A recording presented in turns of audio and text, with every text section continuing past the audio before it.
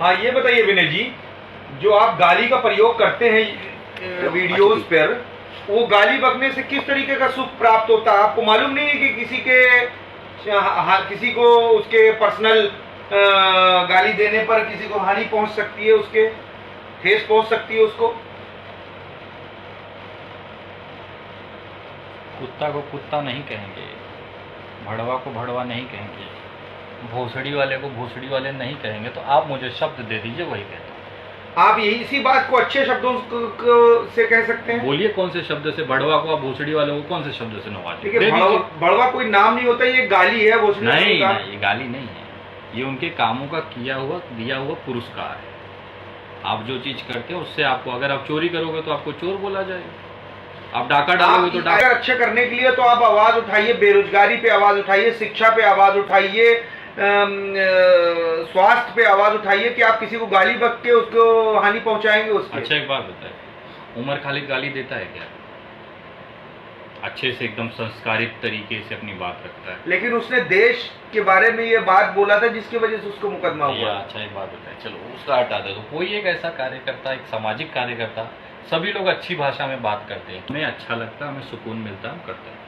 ये मेरा अधिकार है, संविधान ने दिया हुआ है। संविधान अधिकार देता है कानून के दायरे में रह कर करने के लिए, ना कि गाली बक के आप उसको करेंगे। एकदम सही बात।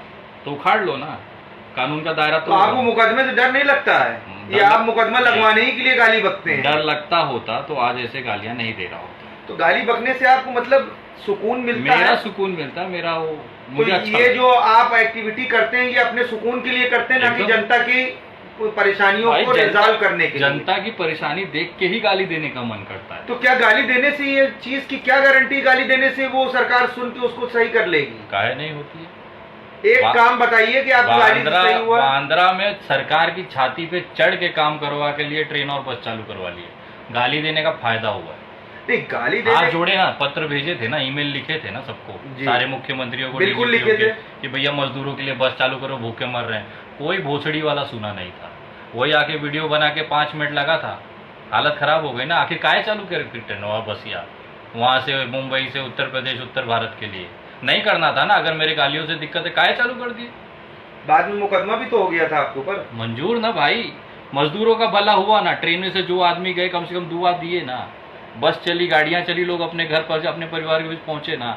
अगर मेरे गाली देने से किसी का भला होता है तो मैं आज नहीं, इससे भयंकर भयंकर गाली देता रहूं। आपने एक काम पूछा था, सबसे बड़ा काम बता दिया है। एक काम पूछा, ठीक है, और ये सिर्फ मेरी बात नहीं, देश ने देखा है। हमारा कहने का मतलब ये है कि अगर आपने उस आपदा के टाइम पर इस तरीके की एक्टिविटी की जिसमें प्रवासी मजदूरों को फायदा हुआ, लेकिन हुआ, बिल्कुल हुआ, कैसे हुआ? लेकिन आप ये इस चीज की गारंटी कैसी कि आपकी गाली बकने ही से हुआ? वो तो काहे से पहले काहे नहीं हो गया? मैं गाली दिया तभी होना था, थे ना सभी लोग, सब चिल्ला रहे थे ना बस स्टैंड। नहीं, उसमें तो ये हुआ, उस मुकदमा तो इस बात को लेकर हुआ कि आपने वहां पर एक मैसेज फैलाया कि आप लोग सभी लोग इकट्ठा हुआ, आंदोलन करना है। हाँ, किया। समाचार तो यही दिखा रहे थे। किया ना, मना कहाँ कर? उखाड़ लो ना, गलत हूँ तो काहे रुके? मुंबई पुलिस है, कोई बच्ची पार्टी नहीं है कि यूपी पुलिस नहीं है, दिल्ली पुलिस नहीं है कि इधर उधर करके लपर लपर। नहीं, आप ये मुंबई पुलिस को चैलेंज कर रहे हैं। मुंबई पुलिस एक नंबर पुलिस है, मैं ये कहना चाहता हूँ। उनके इन्वेस्टिगेशन से ना कुछ बच नहीं पाता है। आप भी अगर गलत किया होता तो आज यहाँ पटना में बैठ के गालियां नहीं। यूपी से और यूपी की सरकार से ऐसा कौन सी दुश्मनी है आपको कि आप मुंबई पुलिस को तो सही कह रहे हैं, जब चूंकि आप वहाँ रहते हैं, आपको ये डर है कि अगर मुंबई पुलिस के खिलाफ कुछ अगर हम बोल देंगे तो मुंबई पुलिस हमारे खिलाफ एक्शन करेगी, हमको जीना हराम कर देगी। आपको फिर से याद दिलाता हूँ, 14 अप्रैल सन 2020 को मैंने महाराष्ट्र में रहकर, मुंबई में रहकर महाराष्ट्र सरकार के खिलाफ, देश की केंद्र सरकार के खिलाफ रह के बात किया था। जेल तक गया और जमानत पे बाहर। अगर मुझे डर लगा होता तो मैं महाराष्ट्र सरकार के खिलाफ, मुंबई पुलिस के खिलाफ नहीं बोलता। अच्छा जी। अभी आपका आगे का क्या प्लान है? भाजपा मुक्त भारत। कोई जाति दुश्मनी भाजपा से? मुझसे क्या, पूरे देश की दुश्मनी। इतना काम करवा रही है भाजपा, एक गिना दीजिए। रोड बनवाया हमारे यूपी में पूरा, आप आइए प्रयागराज में पूरा कुंभ में पूरी रोड बनी और 20 लाख करोड़ का पैकेज दिया। इलाहाबाद से आपको बनारस आने में कितना समय लगता है?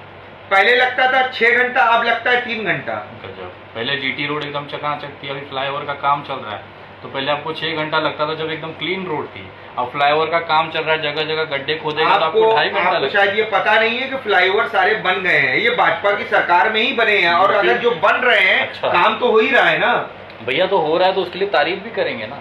तो एक बार तो कभी आपके मुंह से बीजेपी के कोई कार्य की तारीफ तो सुना नहीं। जैसे ही हम सोचते हैं कि अब तारीफ कर दें, तब से 50 फोन आ जाता है, भैया नौकरी चली गई हमारी। नौकरी चली गई, चली गई, 2 करोड़ नौकरी का वादा किया था, लेकिन इस आपदा में भी 2 लाख नौकरी दी उन्होंने। कहाँ दिए भैया? ये उन्होंने निकाला ना, अभी आप देखिए, उठा के एनआई की रिपोर्ट देखिए भैया। इस समय 45% प्लस जिनकी नौकरियां, ये मेरा रिकॉर्ड नहीं है, ये सरकारी भारत सरकार के मानव संसाधन विभाग का रिपोर्ट है कि 45% जिनकी नौकरियां थी उसमें कटौती की गई, और बाकी छोड़ दीजिए, प्राइवेट तो हटा दीजिए। काहे ये नीति आयोग ने एक रिपोर्ट निकाली और एक बाकायदा उनके ट्विटर पे जाके देखिए कि आज के बाद से अगली सूचना तक कोई भी सरकारी नौकरी या नियुक्ति या परीक्षा नहीं होगी। ठीक है, काहे? ये हो गया, लेकिन जो रोड पटरी वाले थे, जो रोड पटरी से बेघर हो गए थे, जिनकी दुकानें बंद हो गई थी, ठेला बंद हो गया था, काम नहीं कर रहे थे, सरकार ने उनको 10-10 हजार रुपए लोन देने का काम किया। मिला क्या किसी को? जी, हमने और मिला सुना। भी। सुनिए बात, अभी मेरी एक सहयोगी है रोशनी कुशल जायसवाल जी कल उनकी वीडियो मैंने अपने पेज पे अपलोड की थी, आप चाहिए तो उसकी कटिंग चला दीजिएगा। जी जिसने 10-10 हजार रुपए का लोन लिया था ना, उसकी रेहड़ी पटरी पुलिस उठा ले गई, पर डे का 500 रुपए का हफ्ता ले रही है। एक बात बताइए, आपने लोन किस लिए लिया था? रेहड़ी लगाने के लिए, सारा इन्वेस्टमेंट। लेकिन 1 साल का ब्याज माफ था उसमें। भैया कुछ भी माफ हो, देना पड़ेगा ना। जी लिया है तो देना पड़ेगा। जी। किस लिए लिया था? वो रेहड़ी की दुकान लगा के कमा के देने के लिए। पुलिस ने वो रेहड़ी की दुकान ही गायब कर दी। आप कमाओगे कहाँ, वो भरोगे वहां से? गहना गिरवी रखोगे, किडनी बेचोगे? जो जरिया है आपका, वही आप पुलिस खत्म कर दे रही है, आपको धंधा लगाने नहीं दे रही है। और अगर जिसको दे रही है तो 500 रुपया पर डे ले रही है। एक बात बताओ, दिन का अगर आप 500 रुपया भरोगे, महीने का कितना हो गया? 15,000 हुआ। 10,000 का लोन लेके बंदा 15,000 रुपया पुलिस को हफ्ता देगा। लोन भरेगा कि घर चलाएगा? रोशनी कुशल जायसवाल ने सबूतों के साथ, पेपर के साथ, चालान के साथ वीडियो डाली थी, आप देख सकते हैं। आगे का सिर्फ आखिरी सवाल ये है। नहीं, आप सवाल आखिरी मत करिए, नहीं, चलते रहिए। देखिए, अब आप तो बस बीजेपी मुक्त भारत जब आप करवाएंगे तो जाहिर सी बात है कि बीजेपी के खिलाफ ही बोलेंगे। बीजेपी मुक्त भारत जब कराएंगे तो बीजेपी के खिलाफ बोलेंगे। अभी तो पेलेंगे उनको। अभी तो बोलना कहाँ, अभी तो पेलने का नंबर आ रहा है। बिहार में आइए ना, मोदी जी आ रहे हैं ना, अभी जब सभा होगी तो पता चल जाएगा कहाँ जूता। देखिए, स्वच्छ भारत अभियान चलाया बीजेपी ने। हाँ भैया, रिकॉर्ड है। 15 एक हफ्ते में 8 लाख संडास बनवाई है। जोक हो गया 15 सेकंड में एक संडास। 15 सेकंड में तो साला गू बाहर नहीं आता है। ये 15 सेकंड में ये उपलब्धि है कि इन्होंने संडास बनवा ली है। कैसी बातें कर रहे हैं पत्रकार महोदय? आप लगता है ग्राउंड रिपोर्ट नहीं देखते हैं। भैया मैं नहीं बोल रहा हूँ, मेरी बात नहीं। एक हफ्ते में 8 लाख संडास नरेंद्र मोदी जी ने खुद आके, उसका बाकायदा प्रचार हुआ था मन की बात में, बहुत सारा डिक्लेयर न्यूज चैनलों पर रिकॉर्ड चली थी। एक हफ्ते में 7 दिन के अंदर 8 लाख संडास बनवाई थी, 15 सेकंड में एक संडास। आदमी हगने बैठता तो बाहर नहीं आता 15 सेकंड, मौसम बनाना पड़ता। देखिए, क्या जो 72 साल में नहीं हुआ वो अब मोदी सरकार कर रही है। जैसे राफेल खरीदा, पावर बढ़ाया, देश को एक ताकत दी राफेल से। जरूर, राफेल आया, देश को ताकत दी। इसी के लिए चाइना अंदर तक आके 3,200 किलोमीटर हमारा ले गया। वो राफेल का वहाँ का झंडू बाम खेलने के लिए रखा। ये कैसे कह सकते हैं 3,200 किलोमीटर आ गया अंदर? राजनाथ सिंह बोले, हम थोड़ी बोले। पूछ लो राजनाथ सिंह जी से, उनका ऑफिशियल ट्विटर, रक्षा मंत्री है वो। जी हाँ, रक्षा मंत्री। उन्होंने बाकायदा अपने स्टेटमेंट में कहा है कि 3,200 किलोमीटर का हमारा जो क्षेत्र था चीन के कब्जे में है, गलवान में। ये राफेल के वहां पे झंडू बाम खेलने के लिए लाए थे। और डालो ना, मोदी जी के पिछवाड़े दम नहीं है क्या चाइना से बात करने का? और आज तक कभी चीन तक नहीं निकला उनके मुंह से।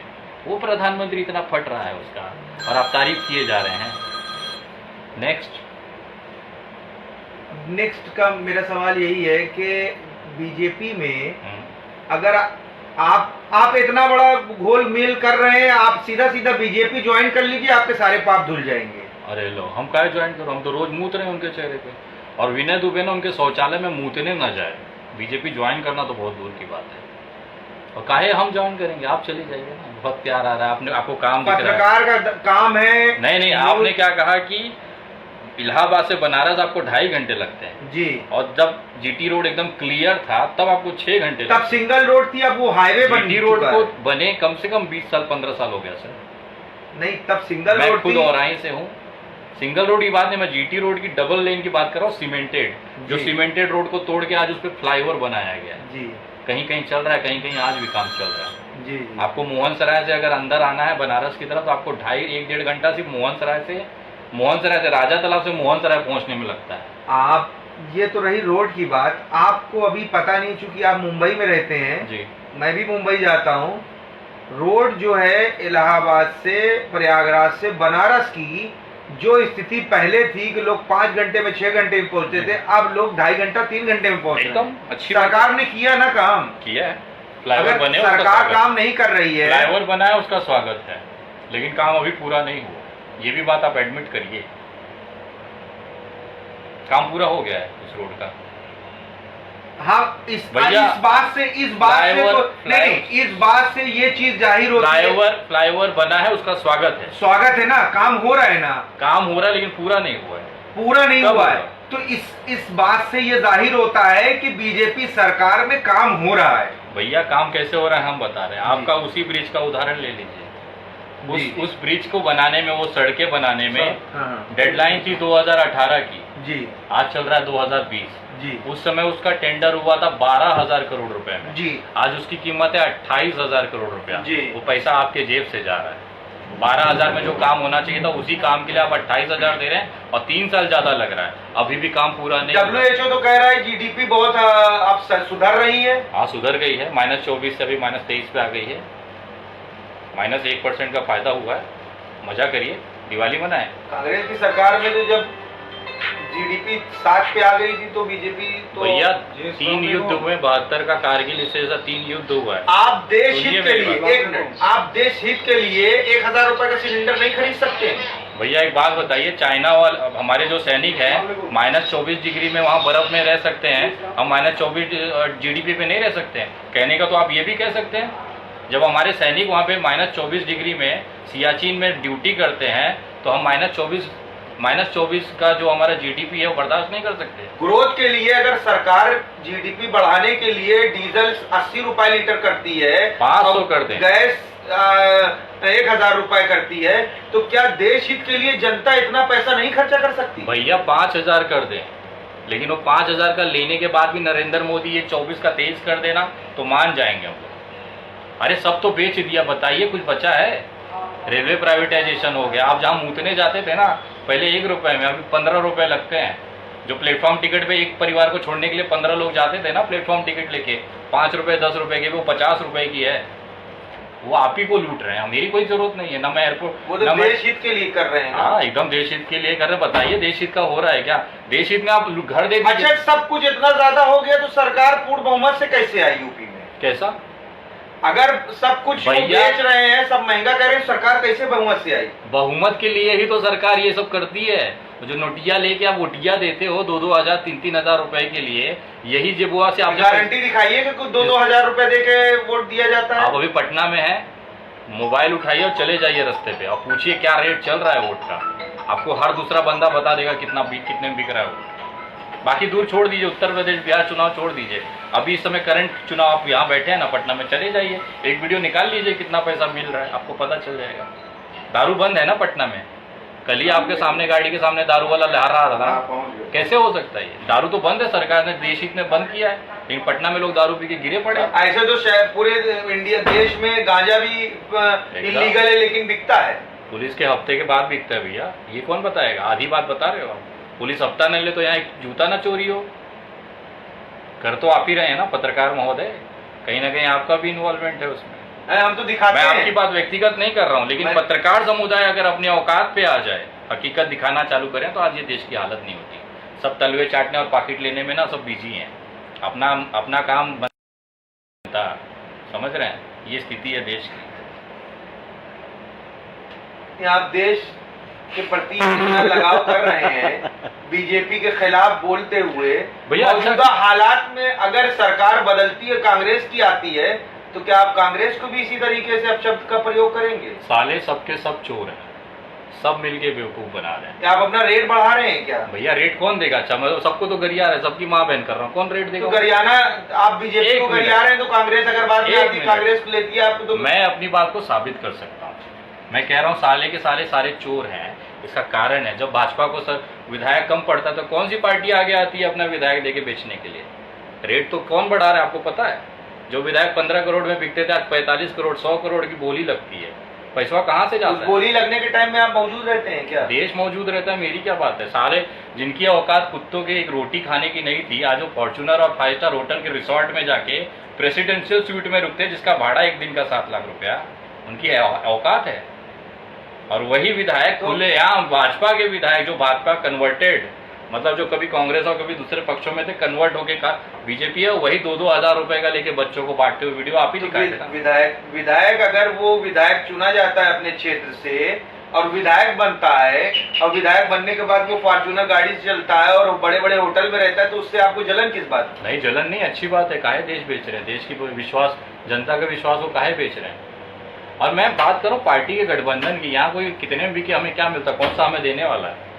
भैया आप चुने गए। मेरे को एक बात बताइए, मैं क्यों कहता हूँ सारे सारे के चोर हैं? क्योंकि जब भी बीजेपी को जरूरत पड़ती है तो कांग्रेस वाले ही आते हैं और ये इसलिए सरकार बना लेते हैं कि ये भोसड़ी वाले जो बिकने को तैयार है ना, ये सब्जी मंडी में ये भोसड़ी वाले जो बिकने को तैयार है ना कांग्रेस के और बाकी दूसरे दलों के नेता, इसी की वजह से कांग्रेस बीजेपी का कॉन्फिडेंस लेवल हाई होता है।